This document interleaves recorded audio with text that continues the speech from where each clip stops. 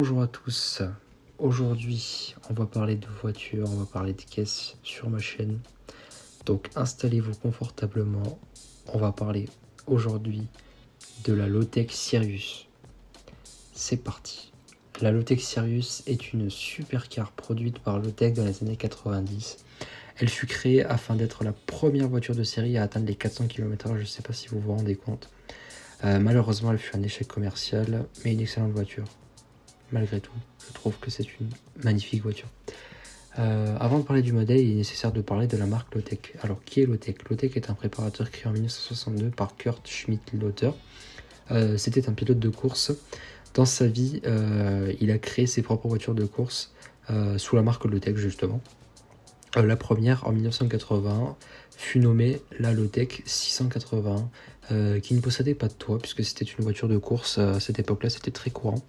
Elle était équipée d'un 6 cylindres en ligne d'origine BMW qui faisait 3,5 litres de cylindrée et qui produisait une puissance d'environ 420 chevaux. Aujourd'hui, ça peut paraître rien pour une voiture de course, mais rendez-vous compte qu'à l'époque, la voiture ne pesait que 620 kg, ce qui est excellent. Ce qui est un excellent rapport poids-puissance, je tiens à le rappeler. Malgré un très bon début de saison, la voiture fut rapidement confrontée à des problèmes de mécanique. Ce qui est un petit peu dommage, vu le pédigré de cette voiture. Kurt Schmidt gagnera finalement le championnat allemand en C2, en catégorie C2 de 1983, ce qui lui donnera un petit palmarès sympa.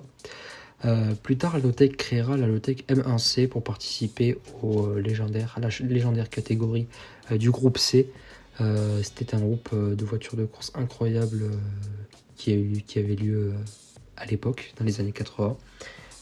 Cette fois-ci, on enlève le 6 cylindres BMW et on fait place au V8 Chevrolet, le Big Block plus précisément. Son design à la Lowtech M1C était vraiment dans l'ère des voitures du groupe C, comme la Porsche 956, les Sauber C9, C11, Mazda, Jaguar, ainsi que les 962 également. Mais je pense que Lowtech est plus connu pour ses préparations en dit la page Wikipédia, notamment ses préparations esthétiques. Alors, ils ont sorti un véhicule, un modèle dans les années 80 toujours. À défaut de préparer des Porsche et des Mercedes, cette fois-ci ils ont préparé une Mercedes. Mais si je vous montre une photo, vous n'allez pas vous dire que c'est une Mercedes. La Lowtech Ambassador, en effet, sur base de la légendaire, l'incroyable limousine W126 560 SE, est une voiture incroyable. Vraiment, pour moi, c'est la limousine des années 80. Elle est magnifique, elle est incroyable. Vraiment, la W126 est une voiture magnifique, vraiment magnifique. Elle est magnifique. Et je pense qu'à cette époque-là, la Mercedes était vraiment au top du top. Voilà, c'était pas le sujet. Si je vous la montre, voilà, donc la Lowtech Ambassador était sur base de W126 et comme vous pouvez le voir, elle ne ressemble pas du tout à une W126. Là où à l'époque les préparateurs préféraient faire des voitures sportives, prendre des limousines et les transformer en version un peu plus sportive, comme par exemple AMG ou Brabus, Lowtech faisait drastiquement l'inverse, c'est transformer la limousine en une voiture encore plus luxueuse. Mais quand vous la voyez, elle a vraiment un design très british. En fait, je pense plutôt que c'est une sorte de cocktail explosif entre les choucroutes allemandes et le thé, à l'anglaise. Bon, ça va pas trop ensemble, mais ça peut ça rend assez joli, je trouve. Même si il ne faut juste pas se dire que c'est une Mercedes en dessous. Voilà, donc juste, faut pas se dire ça. L'intérieur également a été modifié, vraiment modifié de fond en comble. Enfin, on y reconnaît les bases de la 126, mais avec des modifications, notamment au niveau du tableau de bord, avec énormément de boiserie, uniquement de la boiserie, du cuir, vraiment que des beaux matériaux, et des matériaux qui respectent la qualité. Cette voiture, elle a été uniquement produite pour une seule personne, qui était il me semble, c'était un banquier japonais, qui a spécialement commandé cette voiture. Le moteur aussi n'est pas resté en reste, avec une petite préparation. Il me semble qu'il lui avait rajouté 2 turbos, ce qui permettait à la voiture d'être quand même assez honorable. Voilà. Ensuite, Lowtech s'est également attaqué au Ferrari. Ça, je ne le savais pas. Ils ont fait notamment une préparation assez incroyable sur l'incroyable Testarossa, la magnifique Testarossa. Leur préparation se nommait TT1000. Comme vous voyez, elle ressemble énormément, très très inspirée de la F40, la légendaire, l'incroyable F40. TT1000, elle se nomme. Donc TT1000, comme vous pouvez le deviner, donc TT pour Twin Turbo, donc double turbo, et 1000 pour la puissance du moteur qui dégage, qui sort une puissance phénoménale de 1000 chevaux dans les années 80, ce qui est assez, à la fin des années 80, ce qui est assez incroyable.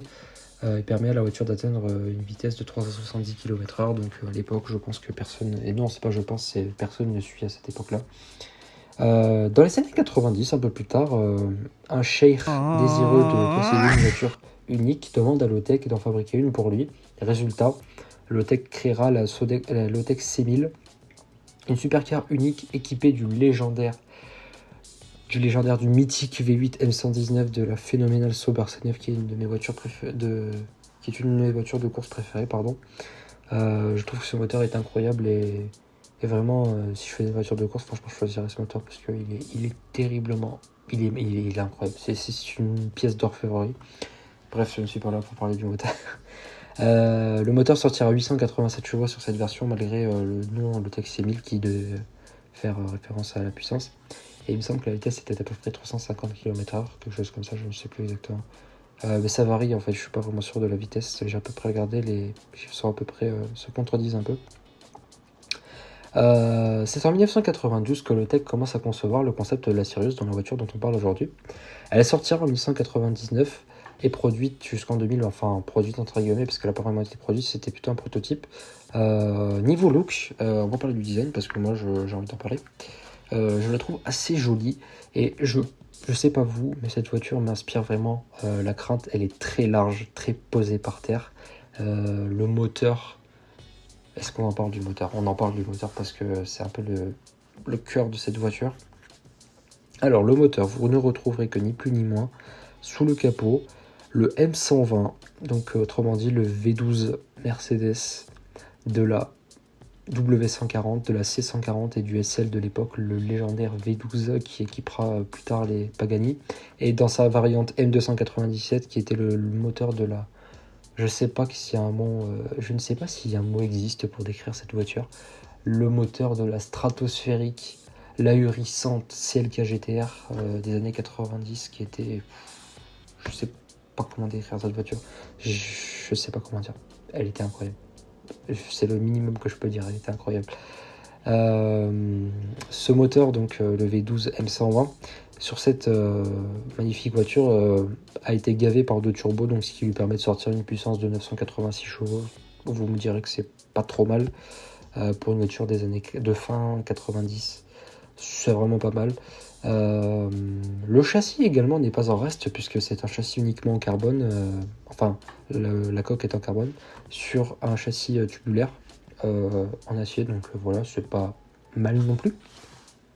Et chose assez atypique sur cette voiture, contrairement à la plupart des moteurs Mercedes, surtout contrairement au M120 dans la gamme Mercedes, celle-ci est équipée d'une boîte manuelle, une boîte manuelle 6 rapports, donc c'est assez incroyable de se dire que cette voiture a le meilleur V12 de l'histoire, parce que pour moi le M120 est inégalé et inégalable, avec une boîte manuelle, vraiment. Donc vous avez le meilleur V12 de tous les temps avec une boîte manuelle et qui fait un son, même avec les deux turbos, la Lotec Sirius fait un son magnifique. Malheureusement, cette voiture n'a pas trouvé de preneur malgré des performances incroyables, puisque bon, 0 à 100 3,8, bon, c'est pas incroyable, mais vitesse de pointe alors annoncée par Sirius et testée d'après eux à 400 km/h, mais la réalité c'est à peu près 380 puisque les pneus ne peuvent pas supporter, les pneus tout simplement ne sont pas adaptés à la voiture, tout simplement. Parce que en fait Lotec avait des petits problèmes de budget et on va le voir juste après. La voiture, je vous ai dit, elle fait 986 chevaux, mais ça c'est, je vous ai un peu menti, ça c'est quand les turbos sont réglés à 0,8 bar. Si les turbos sont réglés encore plus puissants, un peu plus haut, le moteur sort 1200 chevaux et 1340 Nm de coupe, ce qui est à peu près pas mal, et ce qui est avec la puissance de la Bugatti Veyron Super Sport, qui sortira bien plus tard. Low-Tech, malgré les difficultés financières qu'ils avaient annoncé pouvoir en produire 5 par an. Malheureusement, vraiment, cette voiture ne trouvera aucun preneur et je comprends pas pourquoi elle n'en a pas trouvé. Je comprends pas pourquoi. Vraiment, bon, peut-être qu'elle était chère et encore, c'est une voiture assez exclusive, donc ça peut à peu près se justifier. Et pour les performances qu'elle avait à l'époque, c'était aussi justifiable. C'est mon avis, après, voilà. Je comprends pas pourquoi c'est pas vendu. Bon, après, peut-être qu'il y a eu beaucoup de supercars à cette époque équipés du M120, parce que c'est un moteur qui a fait ses preuves et il n'y a rien à prouver. Mais voilà, je trouve cette histoire assez triste. Mais j'adorerais en voir une, parce qu'il y en a eu une seule, et c'était un prototype, entre guillemets, mais c'était vraiment une voiture roulante, quoi, fonctionnelle et tout ça. Donc voilà, bon, pour moi, elle fait partie de ces voitures connues et incroyables des années 90. Il y en avait vraiment beaucoup, des voitures comme ça, la Exam Megatrack, la Lotek 6000 du coup, la Lotek Sirius, comment elle s'appelle, la Isdeta Commendator 112i, et plein d'autres voitures, les Venturi 400 GT, et tous ces beaux modèles qui ont disparu malheureusement. C'est triste, mais comme on dit, sélection naturelle, voilà, dans le monde de l'automobile.